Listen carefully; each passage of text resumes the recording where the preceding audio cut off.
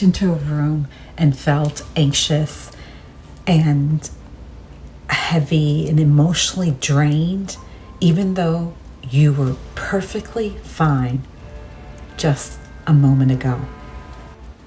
Have you ever wondered, are these feelings actually mine? If you answered yes, you're in the right place. Welcome to the empath journey. Welcome. My name is Joanne DJ Elman, and I am an empath.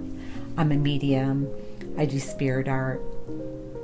I call myself a multi-creative. Welcome. So if you've ever felt when you walked into a room, you felt different. You felt off.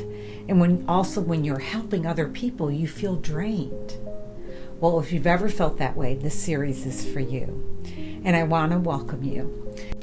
Today's episode, we're going to explore why you maybe feel other people's emotions so intensely, and how understanding this can help you care for yourself more effectively.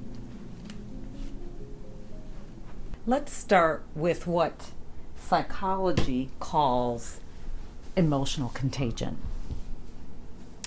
So, emotional contagion is our natural tendency, what they call, to catch the emotion of other people around us. As social beings, as human beings, our brains are constantly observing facial expressions, body language, tone of voice, and posture. And even when things changes in someone's energy and behavior, most of this happens automatically. We're not consciously analyzing everything and every interaction, but our brains are always processing and collecting information. This ability helps us build relationships, to recognize when someone needs support. They need our help. So we learn how to navigate through life with that. For some people, though, this sensitivity can be a little too much and too strong. If you're an empath or highly sensitive person, you may notice these emotional signals a lot more deeply than others. Intuition versus observation. Many people describe this experience as intuition. Sometimes intuition is exactly what you're experiencing. A deep inner knowing that's difficult to explain. Other times, what feels like intuition is exactly what your brain is recognizing 100 little information, tiny bits of information quickly, and you're not aware that you're processing this information. Maybe you're noticing someone forced smile, or hesitation in their voice, or tension in their shoulders. You notice these little things, subtle things.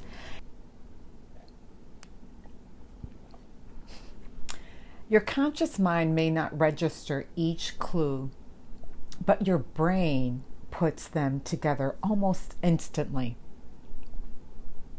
The result feels like intuition because the answers appear before you, and you can explain how you knew.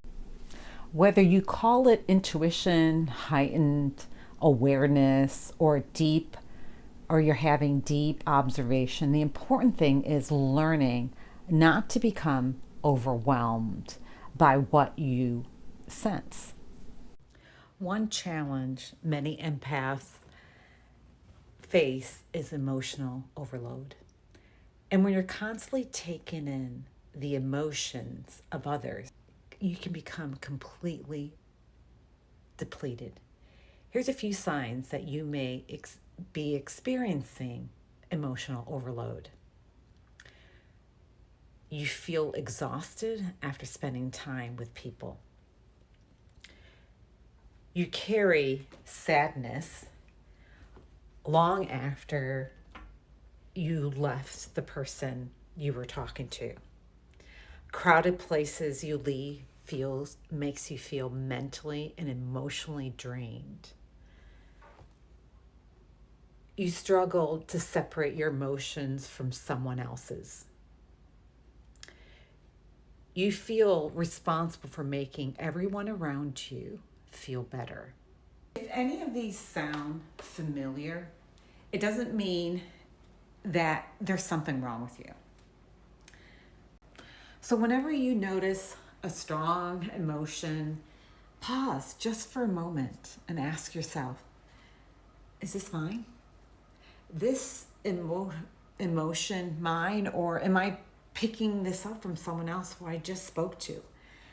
Is it their feelings?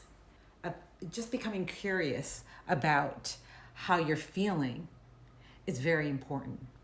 The awareness can help you respond with intention instead of automatically carrying all that emotion with you.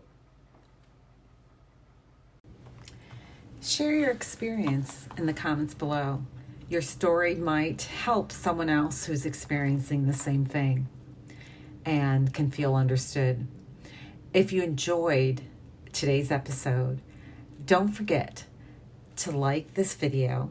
I'd appreciate that. Subscribe to the channel and turn on your notifications so you don't miss the next episode of the empath journey. In our next episode, we'll explore practical techniques to protect your energy. Set healthy boundaries, emotional boundaries, and so that you can be more compassionate without becoming emotionally exhausted when you're helping other people.